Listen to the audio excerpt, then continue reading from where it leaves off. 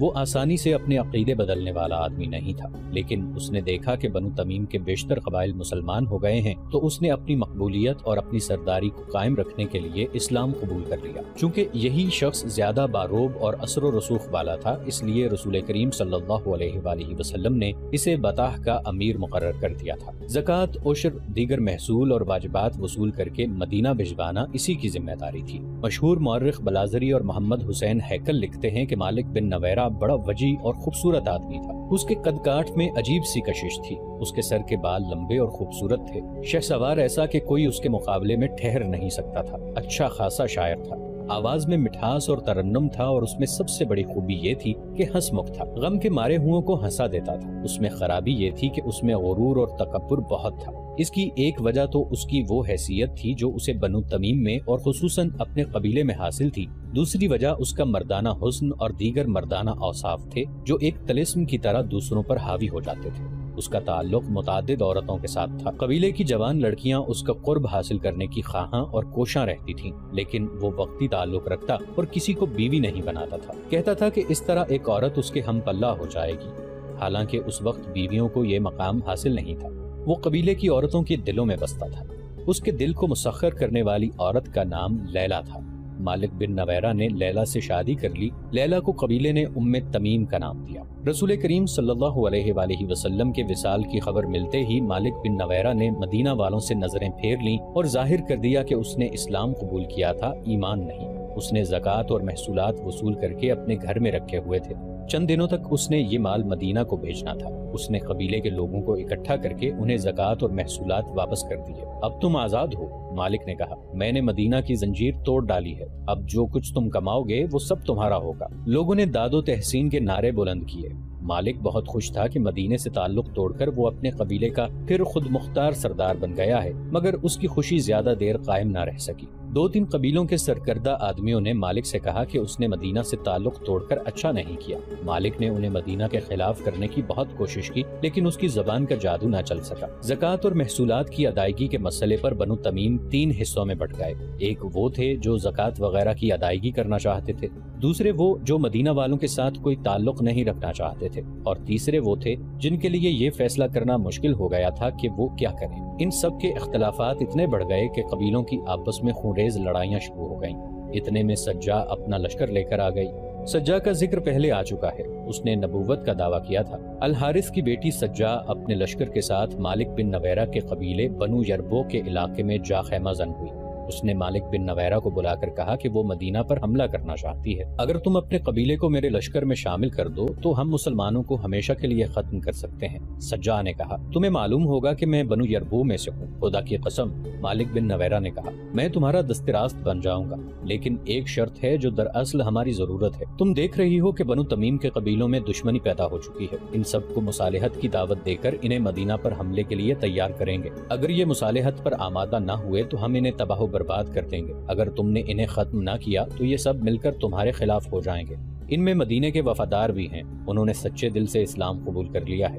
مالک بن نویرہ کی خواہش یہ تھی کہ سجا کے لشکر کو ساتھ ملا کر بنی تمیم کے مسلمانوں کو اور اپنے دیگر مخالفین کو ختم کیا جائے۔ مورخین لکھتے ہیں کہ سجا مالک بن نویرہ کے مردانہ حسن و جلال سے متاثر ہو گئی تھی، اس نے مالک کی بات فوراً مان لی۔ دونوں نے تمام قبیلوں کے سرداروں کو مصالحت کے پیغام بھیجے۔ پیغام میں یہ بھی شامل تھا کہ مدینہ پر حملہ کیا جائے گا۔ صرف ایک قبیلے کا سردار وقی بن مالک تھا جس نے ان سے مصالحت قبول کر لی، باقی تمام قبیلوں نے انکار کر دیا۔ اس کے نتیجے میں سجا، مالک اور وقی کے متحدہ لشکر نے دوسرے قبیلوں پر حملہ کر دیا۔ بڑی خونریز لڑائیاں لڑی جانے لگی۔ بنو تمیم جو سخاوت، مہمان نوازی اور زبان کی چاشنی کے لیے مشہور تھے، ایک دوسرے کے لیے وحشی اور درندے بن گئے۔ بستیاں اجڑ گئیں، خون بہہ گیا، لاشیں بکھر گئیں۔ لیلا کو اپنے دروازے پر عورتوں کی آہو بکا سنائی تھی۔ کچھ عورتیں بین کر رہی تھیں، کیا میں بیوہ ہو گئی ہوں؟ لیلا ننگے پاؤں باہر کو دوڑی۔ وہ کہہ رہی تھی، مالک بن نویرہ کی لاش لائے ہیں۔ اس نے دروازہ کھولا تو باہر 10-12 عورتیں کھڑی بین کر رہی تھیں۔ لیلا کو دیکھ کر ان کی آہوزاری اور زیادہ بلند ہو گئی۔ 3 عورتوں نے اپنے بازوؤں پر ننھے ننھے بچوں کی لاشیں اٹھا رکھی تھیں۔ لاشوں پر جو کپڑے تھے وہ خون سے لال تھے۔ لیلا کیا تو عورت ہے؟ ایک عورت اپنے بچے کی خون آلود لاش لیلا کے آگے کرتے ہوئے چلائی۔ تو عورت ہوتی تو اپنے خامند کا ہاتھ روکتی کہ بچوں کا خون نہ کر۔ یہ دیکھ، ایک اور عورت نے اپنے بچے کی لاش لیلا کے آگے کرتے ہوئے کہا۔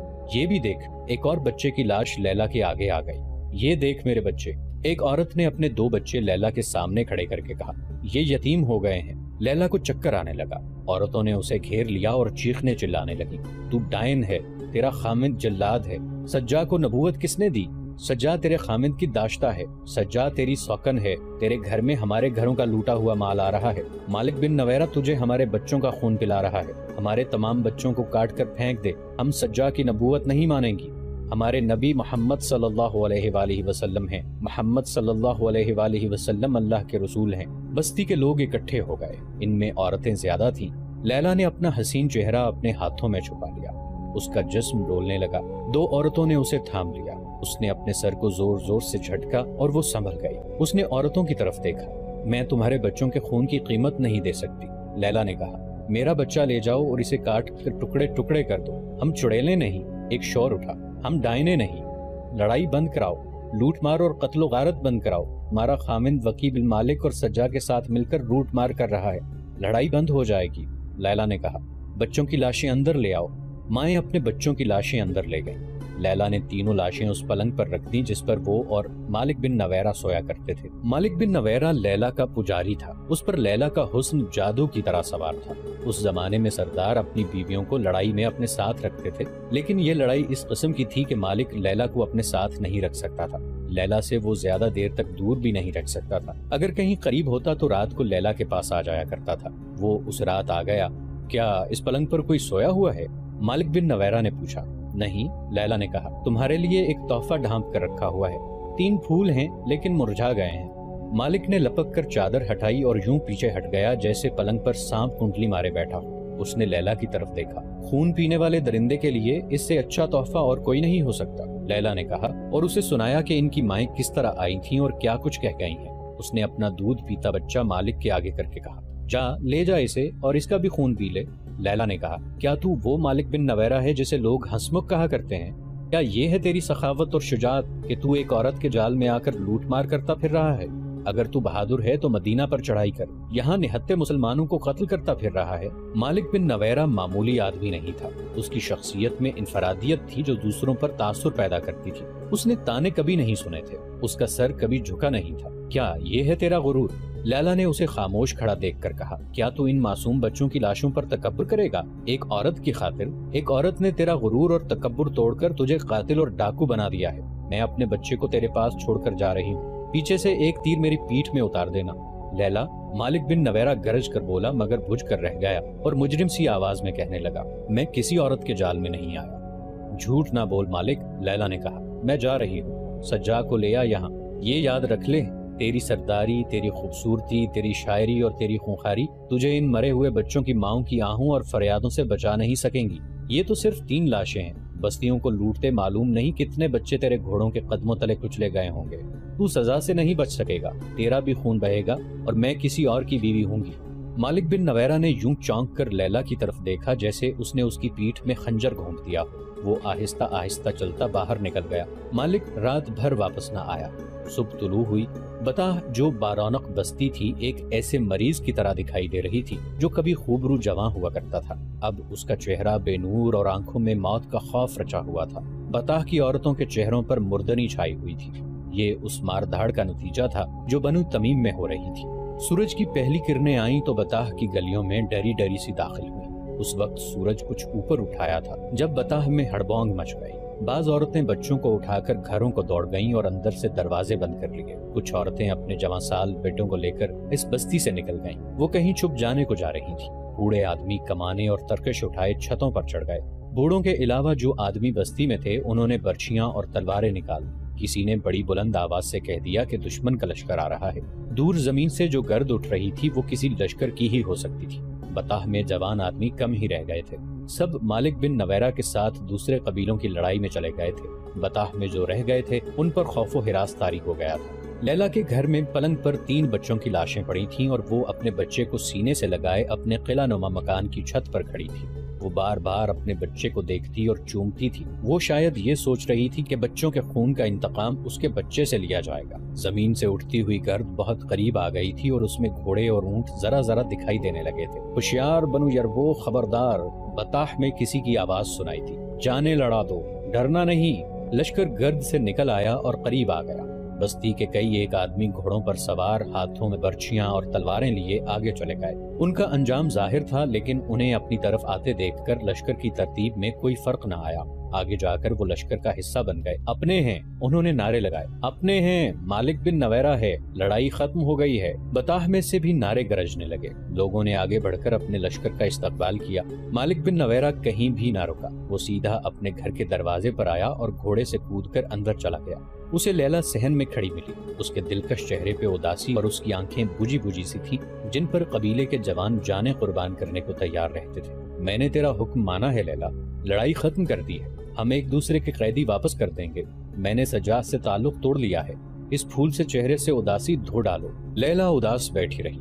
مالک نے اسے بہلانے کی بہت کوشش کی، لیکن لیلا کا چہرہ بجھا ہی رہا۔ میرے دل پر ایک خوف بیٹھ گیا ہے، لیلا نے کہا۔ کیسا خوف؟ مالک نے پوچھا۔ کس کا خوف؟ سزا کا، لیلا نے کہا، انتقام کا۔ سجا اکیلی رہ گئی۔ وکی بن مالک نے بھی اس کا ساتھ چھوڑ دیا تھا۔ مالک بن نویرہ نے وکی سے کہا تھا کہ وہ ایک عورت کے جھانسے میں آ کر اپنے قبیلے پر ٹوٹ پڑے تھے۔ سجا اپنے لشکر کو ساتھ لیے نباج کی طرف چلی گئی۔ پہلے بتایا جا چکا ہے کہ وہ یمامہ پر حملہ کرنے گئی تھی، لیکن مسیلمہ کے جال میں آ گئی اور مسیلمہ نے اسے اپنی بیوی بنا لیا۔ مالک بن نویرہ کے گناہوں کی سزا شروع ہو چکی تھی۔ وکی بن مالک جو اس کا دستے راست تھا، اس کا ساتھ چھوڑ گیا اور مسلمانوں سے جا ملا۔ مالک بن نویرہ نے اسے روکا تھا، اگر ہم دونوں الگ ہو گئے تو مسلمان ہمیں کچل کے رکھ دیں گے۔ مالک نے وکی سے کہا تھا، ہم دونوں مل کر ان کا مقابلہ کر سکتے ہیں، ہمیں زندہ رہنا ہے مالک۔ وکی نے کہا تھا، مدینہ کی فوج کا مقابلہ کس نے کیا ہے؟ غطفان ہار گئے، طے ہار گئے، بنو سلیم، بنو اسد، حوازن، کوئی بھی مسلمانوں کے آگے ٹھہر نہ سکا۔ پھر سب اکٹھے ہوئے اور زمل سلمہ کو بھی ساتھ ملا لیا۔ کیا تم نہیں جانتے مالک، الولید کے بیٹے خالد نے انہیں کس طرح بھگا دیا ہے؟ سلمہ قتل کر دی گئی ہے۔ مسلمان ہمیں مسلمانوں کا خون معاف نہیں کریں گے۔ تمام قبیلوں کو شکست دینے والا خالد واپس مدینہ نہیں چلا گیا، وہ بزاخہ میں ہے۔ دوسری طرف مسلمانوں کا مانا ہوا سپہ سالار اسامہ ہے۔ ان دونوں میں سے کوئی بھی کسی وقت یہاں کا رخ کر سکتا ہے۔ ان سے خون معاف کرانے کا ایک ہی طریقہ ہے کہ میں ان کی اطاعت قبول کر کے انہیں اپنے قبیلے کی زکوٰۃ اور محصول ادا کرتا رہوں۔ مالک بن نویرہ کوئی فیصلہ نہیں کر سکا۔ خالد رضی اللہ عنہ بن ولید تک اطلاع پہنچ چکی تھی کہ مالک بن نویرہ کو رسول اللہ صلی اللہ علیہ وآلہ وسلم نے امیر مقرر کیا تھا، مگر اس نے زکوٰۃ وغیرہ وصول کر کے مدینہ نہ بھیجی اور لوگوں کو واپس کر دی ہے۔ جاسوسوں نے خالد رضی اللہ عنہ کو مالک کا ایک شعر بھی سنایا۔ اس میں اس نے رسول کریم صلی اللہ علیہ وآلہ وسلم کے وصال کے بعد اپنے قبیلے سے کہا تھا کہ اپنے مال کو اپنے پاس رکھو اور مت ڈرو کہ نہ جانے کیا ہو جائے۔ اگر اسلامی حکومت کی طرف سے ہم پر کوئی مصیبت آئے گی تو ہم کہیں گے کہ ہم نے محمد کے دین کو قبول کیا تھا، ابو بکر کے دین کو نہیں۔ مالک بن نویرہ نے سجا کے ساتھ مل کر مسلمانوں کا جو قتل عام کیا تھا، اس کی بھی اطلاع خالد رضی اللہ عنہ کو مل گئی تھی۔ خالد رضی اللہ عنہ نے اپنے دستوں کو بطاح کی طرف تیز کوچ کا حکم دیا۔ ان کے دستوں میں انصار مدینہ بھی تھے۔ انہوں نے بطاح کی طرف پیش قدمی کی مخالفت کی۔ خدا کی قسم، خالد رضی اللہ عنہ نے کہا، میں اپنی سپاہ میں پہلے آدمی دیکھ رہا ہوں جو اپنے امیر اور سالار کی حکم عدولی کر رہے ہیں۔ اسے حکم عدولی سمجھیں یا کچھ بھی سمجھیں۔ انصار کی نمائندگی کرنے والے نے کہا، خلیفۃ المسلمین کا حکم یہ تھا کہ طلحہ کو مطیع کر کے اس کے علاقے میں رسول اللہ صلی اللہ علیہ وآلہ وسلم کی قائم کی ہوئی عملداری کو بحال کریں، اور جو جنگ پہ اتر آئے اس سے جنگ کریں اور بزاخہ میں اگلے حکم کا انتظار کریں۔ ہم جانتے ہیں کہ مدینہ سے ایسا کوئی حکم نہیں آیا کہ ہم بطاح پر حملے کے لیے جائیں۔ کیا تم میں سے کوئی ایسا ہے جسے یہ معلوم نہ ہو کہ میں تمہارا امیر اور سپہ سالار ہوں؟ خالد رضی اللہ عنہ بن ولید نے پوچھا، اور سب کی طرف دیکھنے لگے۔ انہیں کوئی جواب نہ ملا تو انہوں نے کہا، میں نہیں جانتا کہ خلیفۃ المسلمین کے ساتھ تم کیا معاہدہ کر کے آئے ہو۔ میں یہ جانتا ہوں کہ خلیفہ نے مجھے یہ حکم دیا تھا کہ جہاں بھی اسلام سے انحراف کی خبر ملے اور جہاں بھی مدینہ کے ساتھ کیے ہوئے معاہدوں کی خلاف ورزی نظر آئے، وہاں تک جاؤ اور اسلام کا تحفظ کرو۔ میں سپہ سالار ہوں، اپنی ذمہ داریاں پوری کرنے کے لیے اگر مجھے کوئی ایسی کارروائی کرنی پڑے گی جو خلیفہ کے احکام میں شامل نہیں ہوگی تو میں وہ کارروائی ضرور کروں گا۔ خلافت کے احکام میرے پاس آتے ہیں، تمہارے پاس نہیں۔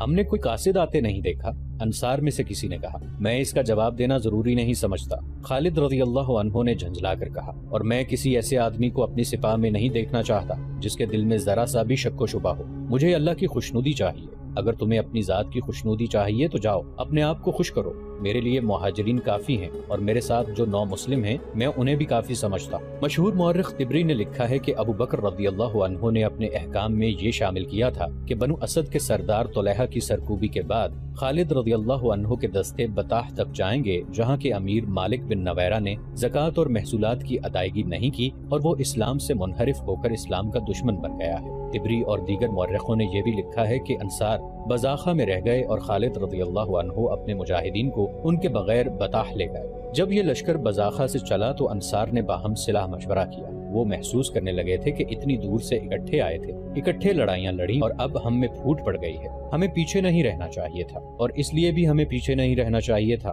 انصار میں سے ایک نے کہا کہ مہاجرین اور 9 مسلموں نے فتح حاصل کر لی تو اس میں ہمارا نام نہیں ہوگا، ہمیں مدینہ جا کر شرمساری ہوگی، اور اس لیے بھی ایک اور نے کہا کہ خالد بن ولید کو اگر کہیں شکست ہوئی تو مدینہ میں لوگ ہم پر لعنت بھیجیں گے کہ ہم نے مدینہ سے اتنی دور محاذ پر جا کر خالد کو اور اپنے ساتھیوں کو دھوکہ دیا، ہم ملعون کہلائیں گے۔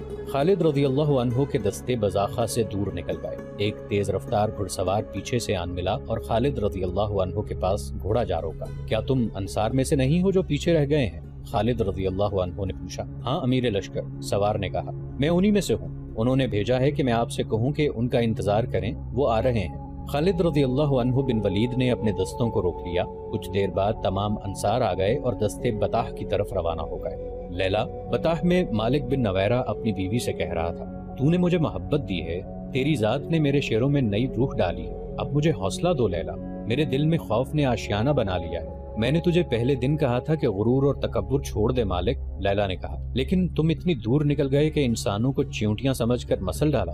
مت یاد دلا مجھے میرے گناہ لیلا، مالک بن نویرہ نے کہا، گناہوں نے میری بہادری کو ڈس لیا ہے، آج کیا بات ہو گئی ہے کہ تم پر اتنا خوف طاری ہو گیا ہے؟ بات پوچھتی ہو لیلا؟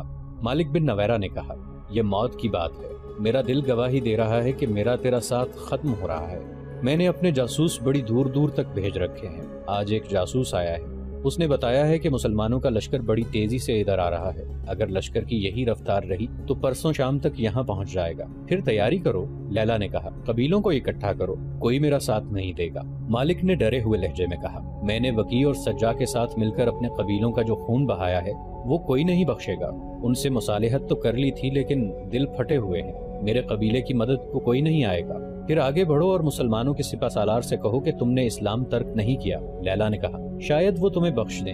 نہیں بخشیں گے، انہوں نے کسی کو نہیں بخشا۔ مالک بن نویرہ پر خوف طاری ہوتا چلا گیا، اسے خبریں مل رہی تھیں کہ خالد رضی اللہ عنہ کا لشکر قریب آ رہا ہے۔ اس نے اپنے قبیلے کو اکٹھا کیا۔ اے بنو ابو یربو، اس نے قبیلے سے کہا، ہم سے غلطی ہوئی کہ ہم نے مدینہ کی حکمرانی کو تسلیم کیا اور ان سے منحرف ہو گئے، انہوں نے ہمیں اپنا مذہب دیا جو ہم نے قبول کیا، پھر نافرمان ہو گئے، وہ آ رہے ہیں، سب اپنے گھروں کو چلے جاؤ اور دروازے بند کر لو، یہ نشانی ہے کہ تم ان کے خلاف ہتھیار نہیں اٹھاؤ گے، ان کے بلانے پر ان کے سامنے نہتے جاؤ، کچھ فائدہ نہ ہوگا مقابلے میں، جاؤ اپنے گھروں کو چلے جاؤ۔ لوگ اپنے سروں کو جھکائے ہوئے اپنے اپنے گھروں کو چلے گئے۔ نومبر 632 عیسوی بمطابق شعبان 11 ہجری کے پہلے ہفتے میں خالد رضی اللہ عنہ بطاح پہنچ گئے۔ انہوں نے اپنے لشکر کو محاصرے کی ترتیب میں کیا، مگر ایسا لگتا تھا جیسے بطاح اجڑ گیا۔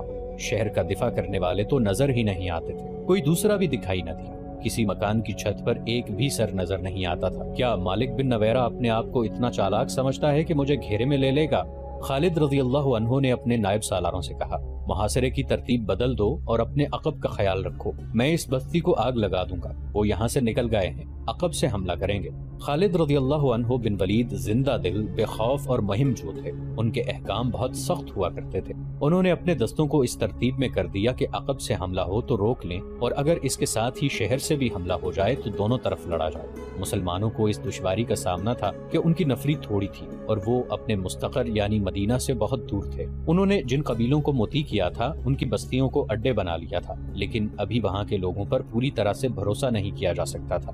یہ خالد رضی اللہ عنہ کی پرجوش اور ماہرانہ قیادت تھی جو مجاہدین کی قلیل تعداد میں بجلیوں جیسا قہر پیدا کیے رکھتی تھی۔ خالد رضی اللہ عنہ نے بستی میں ایک دستہ داخل کیا تو اس پر ایک بھی تیر نہ آیا، ہر مکان کا دروازہ بند تھا۔ خالد رضی اللہ عنہ نے یہ خاموشی دیکھی تو وہ خود بستی میں داخل ہوئے۔ مالک بن نویرہ، خالد رضی اللہ عنہ نے کئی بار مالک کو پکارا اور کہا، باہر آ جاؤ، نہیں آؤ گے تو ہم بستی کو آگ لگا دیں گے، تجھ پر خدا کی سلامتی ہو، ایک چھت سے ایک آدمی کی آواز آئی، مت جلا ہمارے گھروں کو، وہ جسے تو بلا رہا ہے یہاں نہیں ہے، یہاں کوئی نہیں لڑے گا۔ الولید کے بیٹے، ایک اور چھت سے آواز آئی، کیا تو نہیں دیکھ رہا کہ ہم اپنے مکانوں کے بند دروازوں کے پیچھے بیٹھے ہیں؟ کیا مدینہ میں یہ رواج نہیں کہ بند دروازہ ایک اشارہ ہے کہ آ جاؤ، ہم تمہارے خلاف ہتھیار نہیں اٹھائیں گے؟ بے شک میں یہ اشارہ سمجھتا ہوں، خالد رضی اللہ عنہ نے کہا، مکانوں کے دروازے کھول دو اور باہر آ جاؤ، عورتوں اور بچوں پر جبر نہیں، ان کی مرضی ہے باہر آئیں یا نہ آئیں۔